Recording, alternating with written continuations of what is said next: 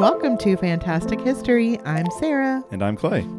We're a husband and wife duo who enjoy telling each other about amazing events, people, and mysteries throughout history.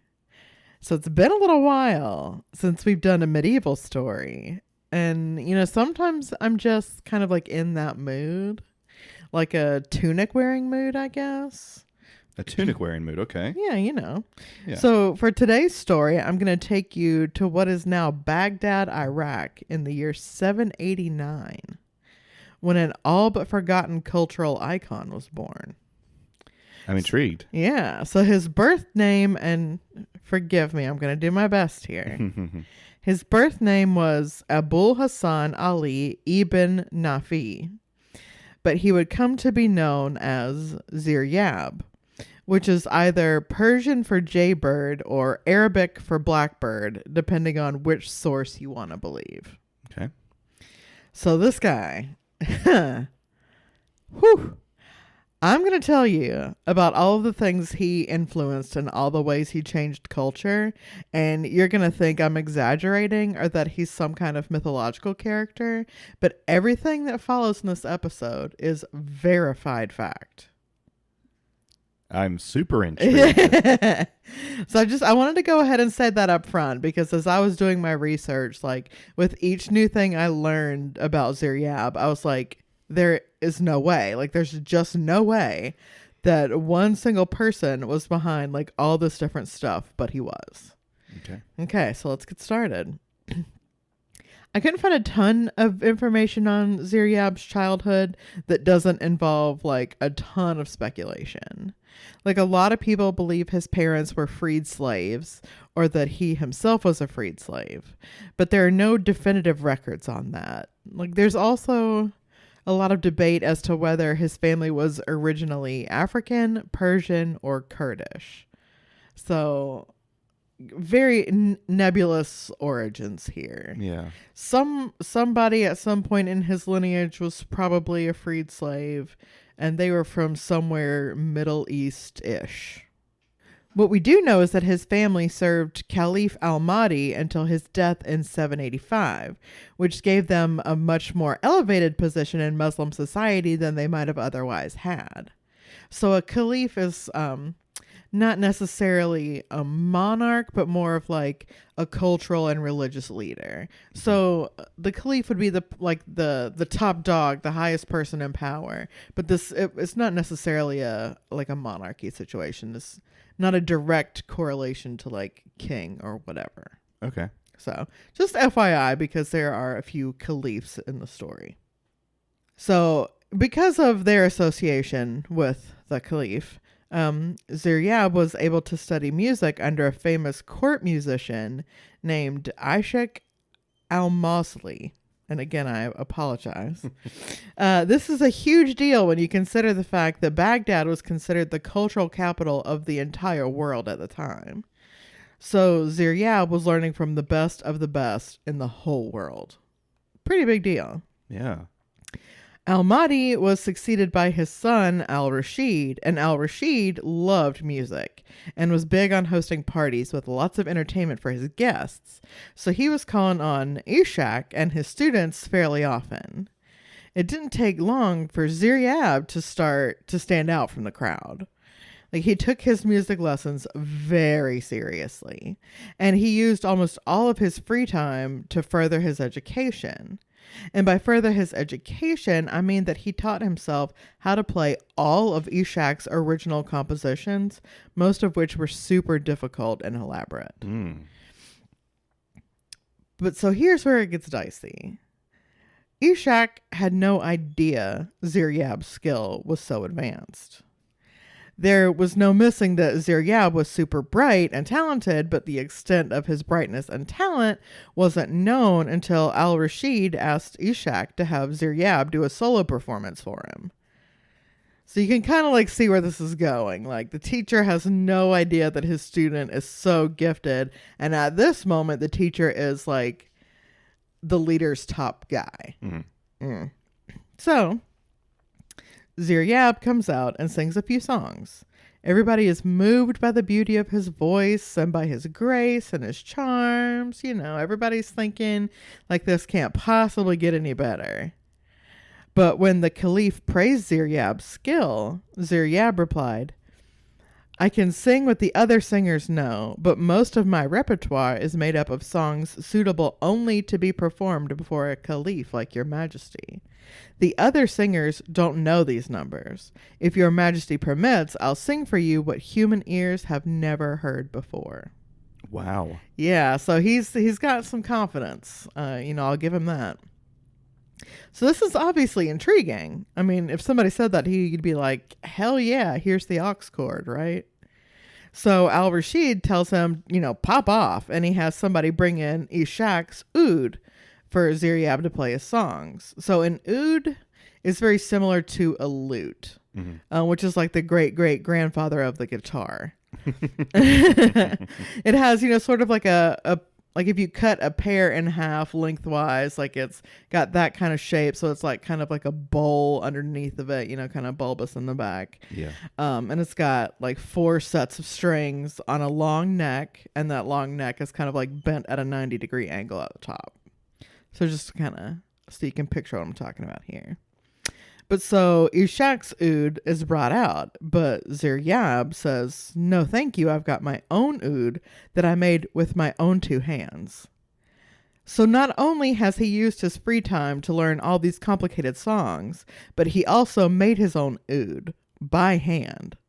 Like just from looking at what other ouds look like. That's crazy. Yes.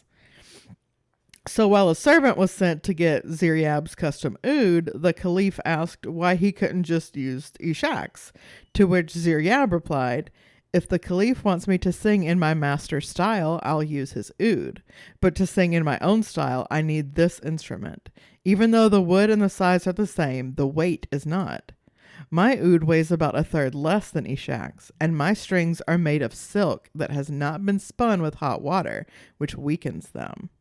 The bass and 3rd strings are made of lion gut, which is softer and more sonorous than that of other animal. These strings are stronger than any others, and they can better withstand the striking of the pick. Wow. Yeah. So, but now when he says pick, Ziryab is being a little modest. So like most picks of that time are exactly like guitar picks are today, except that they were made of wood. Mm-hmm. But that's not good enough for Ziryab, who uses a fucking eagle claw as a pick. Like, what? That's amazing. He's very extra, huh? Very extra. Like, this is a bougie dude. Yeah. I love it. Everybody forgave how extra he was being as soon as they heard Ziryab perform one of his own songs. Folks were moved to tears. It was like the most lovely and melodious music they had ever heard. Al-Rashid joked with Ishaq that if he thought Ziryab's talent had been hidden from him on purpose, he would have Ishaq severely punished. Uh-huh. Like, joking. Right? Like, okay. So, predictably, as soon as they were behind closed doors, Ishaq raged at Ziryab for humiliating him in front of the caliph and said that if he didn't leave Baghdad immediately, Ishaq was going to murder him, even though he would be risking his own death by doing so. Like, it would be worth it to him. Even if this gets me killed, I will kill you if you don't leave. That is some hurt pride. That is, yeah. I think he's feeling a little bit sore in his heart about that. So Ishaq was that pissed that he was willing to like go down with the ship if it meant not ever having to be embarrassed like that again. Ziryab was no fool, so he gathered up his belongings and booked it out of Iraq. Like, not just Baghdad, he left Iraq altogether. So when Al-Rashid later asked Ishaq what happened to Ziryab, he was told that Ziryab was a crazy person who heard a voice in his dreams and went running after it. Yeah. Interestingly enough, though, this wasn't like a complete lie, because Ziryab did consider his dreams to be prophetic. Many of his most beautiful melodies and most innovative ideas were said to come to him while he was sleeping. And he'd like wake up in the middle of the night and have his students like write it down. Ziryab fled to Egypt, then to Tunisia, and finally to Cordoba in Spain, which was an Islamic state at the time. Having a place in court in Islamic Spain had been a dream of his since he left home because it was like the new up-and-coming place as far as culture at the time. So he sent a letter of introduction to Caliph al-Rahman II, who was thrilled at the prospect of having an Iraqi musician in his court. He offered Ziryab a huge salary of 200 gold pieces a month with a twice-yearly bonus of 500 gold pieces, plus 1,000 gold pieces on the 2 major Islamic holidays, plus hundreds of bushels of wheat and barley, and his own palace in Cordoba with a few vacation homes sprinkled throughout the Spanish countryside. My God. Uh-huh. It's really not a bad job if you can get it. You know? I have to agree with that. Yeah, I feel like if somebody offered me that, I'd say, you know what? I don't even have to think about it. Yes. Yeah. I will take it. That's amazing. Okay, well, good for him. Right? If you're wondering why Al-Rahman was willing to ball so hard for Ziryab, it was all about trying to attract more culture to the Andalusian region, which is where Cordoba is. Mm-hmm. Like I mentioned before, Baghdad was really the cultural center of the world at the time, and so all of the top guys were headed that way. Baghdad had not only the best musicians, but they also attracted the best scholars and scientists, the best artists, the best poets. And Al-Rahman thought that if he's able to say, hey, look, I've got this super talented musician from Baghdad at court, like right here, maybe folks won't keep heading to Baghdad. Maybe, if everyone in Europe will come to Cordoba instead of, going all that way. But even Al-Rahman, in his wildest dreams, could not have predicted just how thoroughly the culture in Cordoba would be changed by this decision, and the lasting impact it was going to have on civilization as a whole. So we're about to get into all the stuff that made Ziryab such a legend. So this is the part where you're probably going to start calling bullshit because it just seems so outrageous that a single guy could be responsible for this stuff. So just... feel free to interject with your outrage. Okay. But I'm just, I'm prefacing. This is all verified. You're just the messenger. I am just relaying historical facts to you. Okay? So the first thing Ziryab did after securing the bag and becoming a minister of culture for Andalusia was to found the very first musical conservatory in the world. Wow. The first music school anywhere. His school of music was open to both upper and lower class students, and unlike other schools of its time, it encouraged students to experiment with different sounds and come up with their own stuff instead of just memorizing the classics. So like how, Ishak had his students just kind of learning the stuff he had written, Ziryab's like, go for it. Like, shoot for the stars. If you can come up with something, come up with it. That's awesome. Don't just memorize my stuff. Like, we've already heard that. Yeah. That's boring. So basically, like, Ziryab's goal was to create lots of other Ziryabs. So he's kind of the opposite of Ishak in that way. He's like, no, go ahead and upstage me. Like, you should be getting better and improving and just not repeating me. We want there to be more music in the world. So like, I just thought that was a very interesting contrast. Yeah. So to that end, he also made sure that all of the ouds being used had 5 sets of strings instead of the standard 4. Music historian Julian Ribera notes that at the time, people believed the 4 sets of strings on an oud or lute were supposed to represent the 4 humors of the body.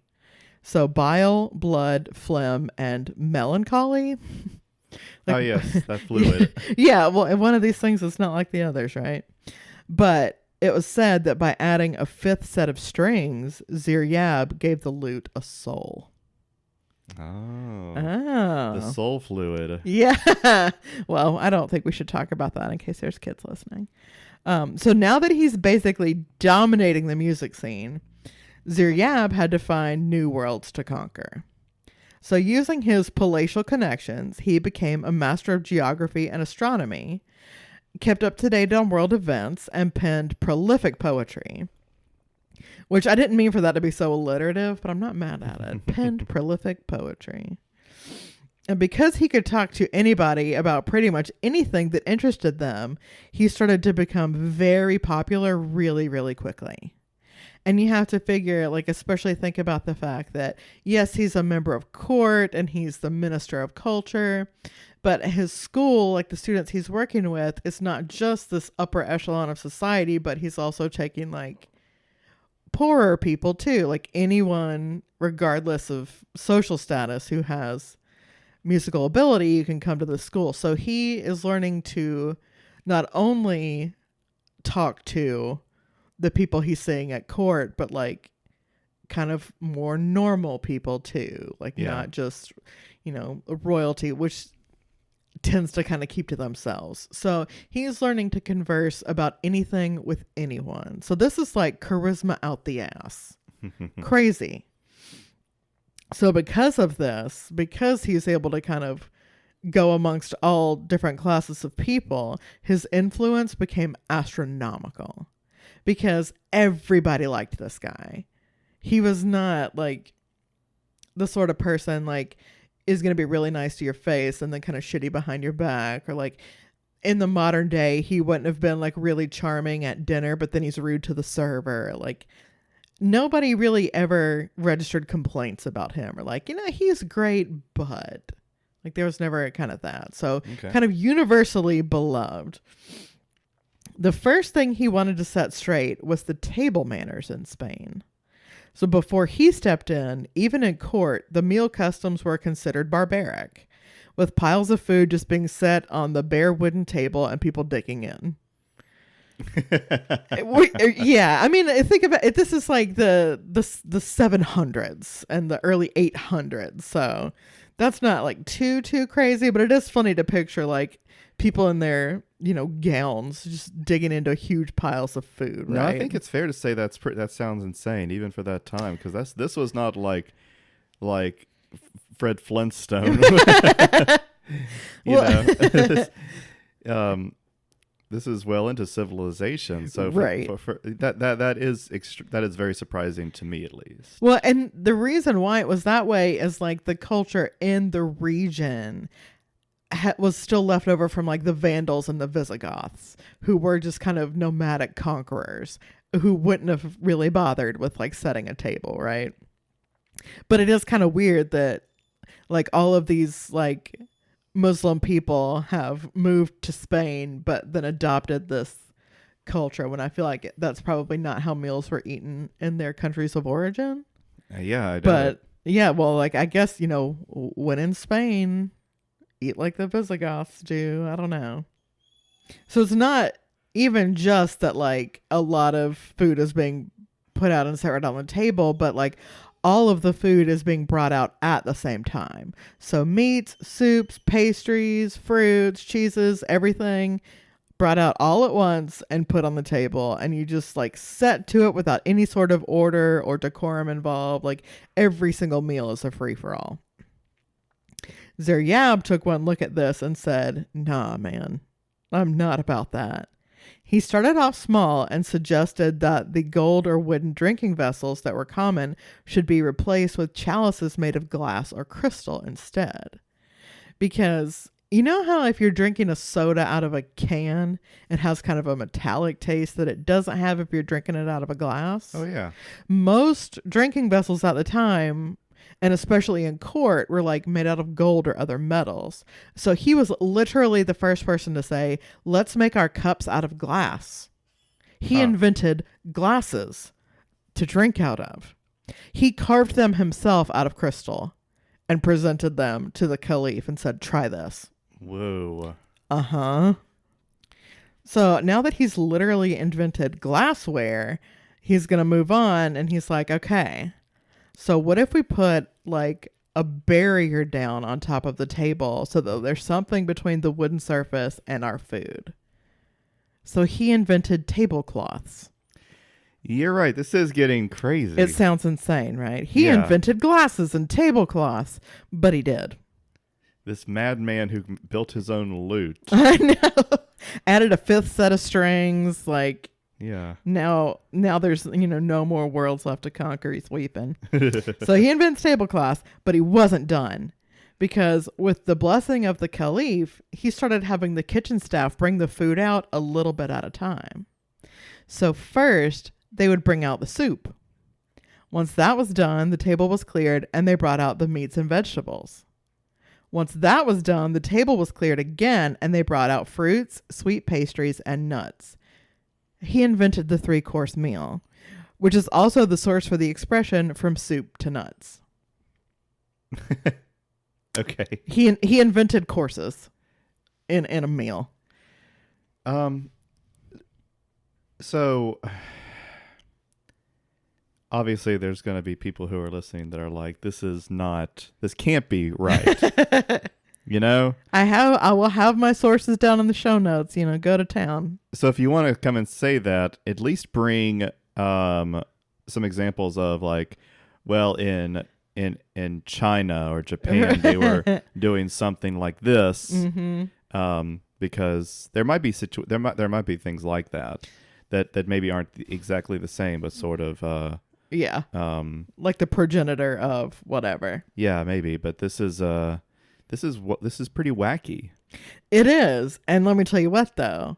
He wasn't quite done revolutionizing mealtime, because he also decided that this really weird looking weed that grew locally would actually make a great vegetable side dish, which is when people first started eating asparagus. Really? He discovered asparagus. I wonder if he was like, before it blossoms and grows into this giant bush, it looks delicious. He's like, you know what? My pee doesn't smell weird, and I don't like that. Started off as a joke. Uh-huh.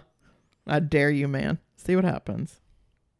So now that their tables were looking spiffy and refined, it was time for the people of Andalusia to step up their looks and hygiene. First things first, he formulated the very first toothpaste in Europe. Get those teeth up to code. Toothpaste. First in Europe. Like there's no record of what he used as ingredients, but it was described as being like sweet and pleasant. And I guess if you're having people like sing in your face all day long, you want them to brush their teeth. So like I can see that being a priority. Okay. It does seem like a pretty big change to go from, you got music, and maybe you want to sort of refine people. You got some influence. You want to say, let's civilize ourselves a bit. Yeah. But then to jump to toothpaste. Well, he's having people breathe in his face all day. Well, everyone breathes in everyone else's face.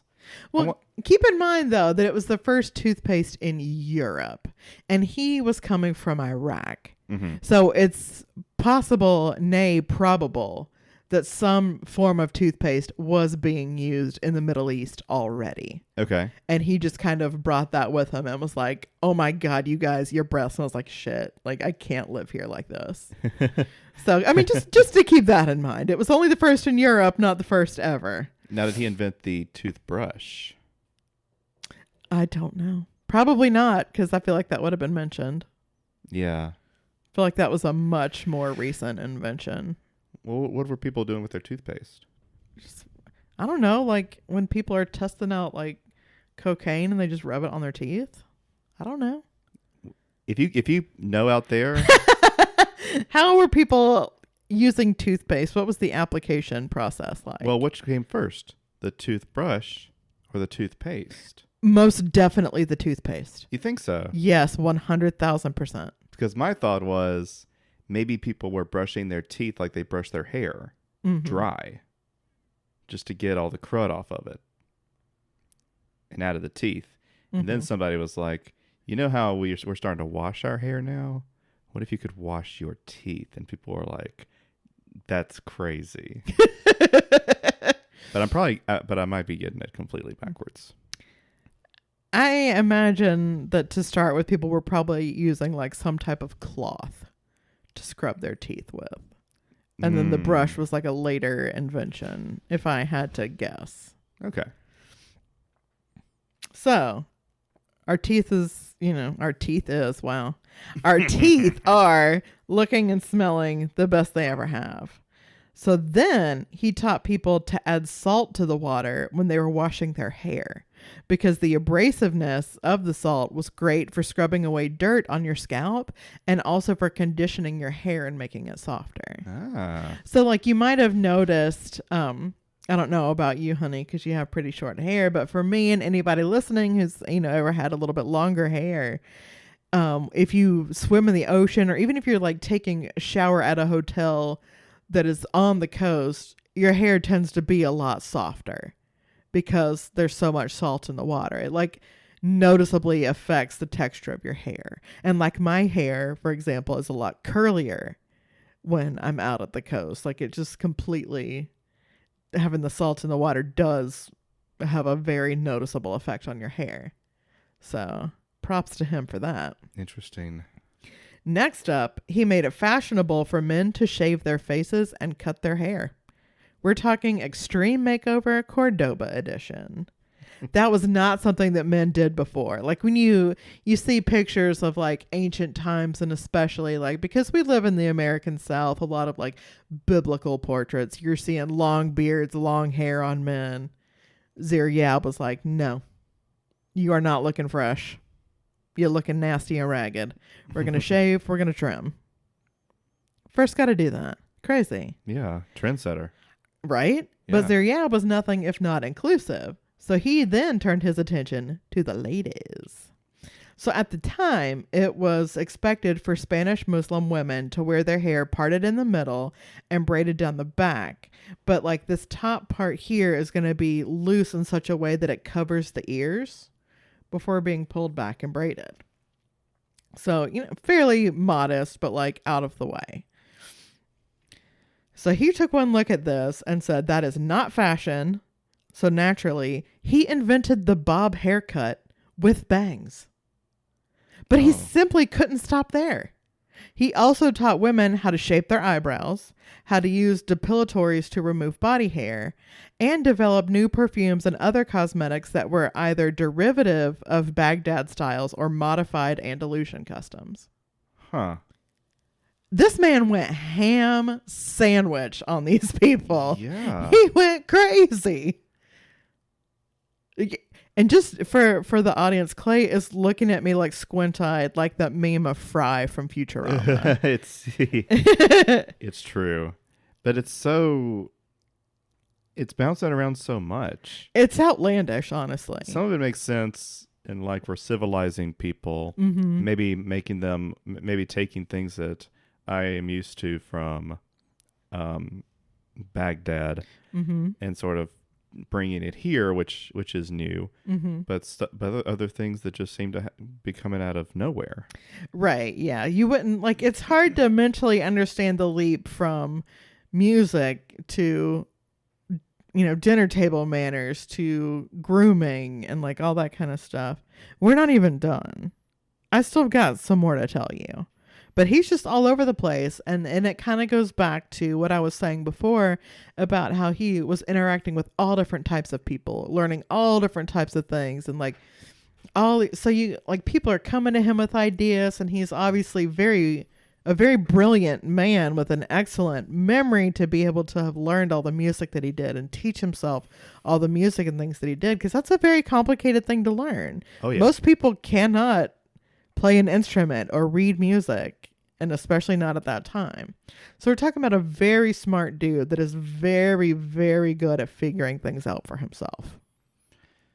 Yeah. So he sees the problem, he's fixing it. Don't even worry about it. And maybe a few people are like, hey, I know you got a lot of influence around here. Can you tell my husband to shave his nasty beard? So he comes out later and is like, you know what we should do? Trim our beards. And all the guys are like, yes, sir. It is too hot to be walking around with all this hair. Am I right? So we got our grooming on point. Now we have to get our wardrobe together. So he became the very first person to develop seasonal wardrobes. Really? Previously, when it was cold, people would just add lots of extra layers of their usual clothes.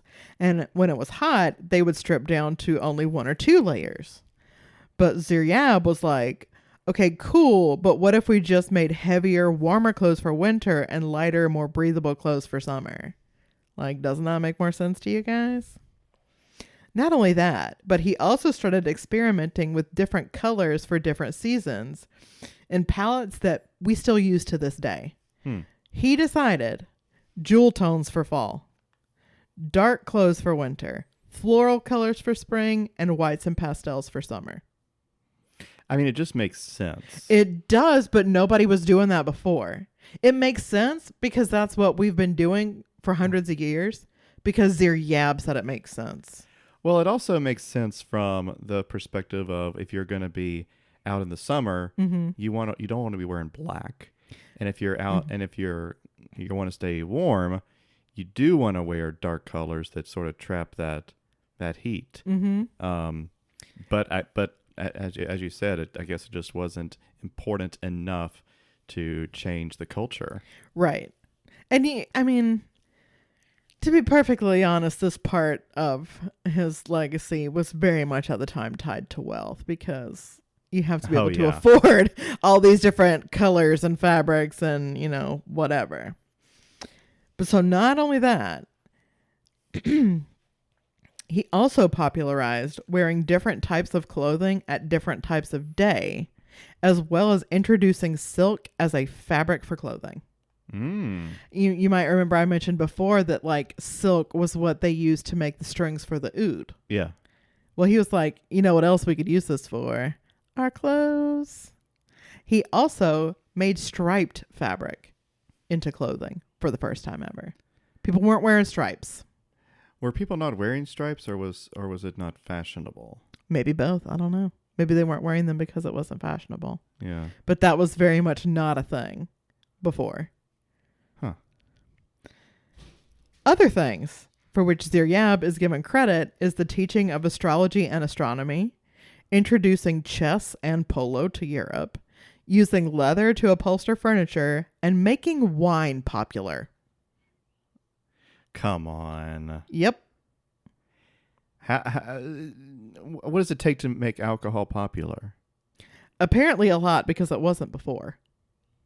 That's weird. Yes, it is. So what was it before? I didn't look into that. I don't know. Huh. But maybe, there were just, I guess, different types of alcohol that were popular in the region. And he was like, okay, what about those like nasty old grapes though?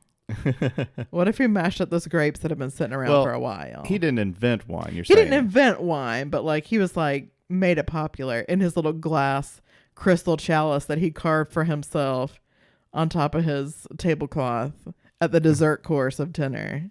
Yeah. And everyone's like, ooh, what is he drinking? Right.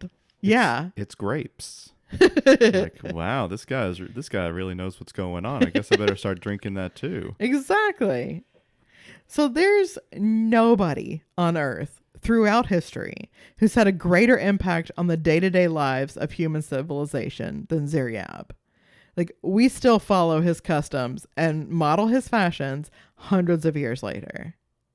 And that is the story of history's first influencer. Oh, for God's sake. Am I wrong? No. Am I wrong? Man. Got him. Oh, God. But I want to know what he tried to get popular that failed. Selfies.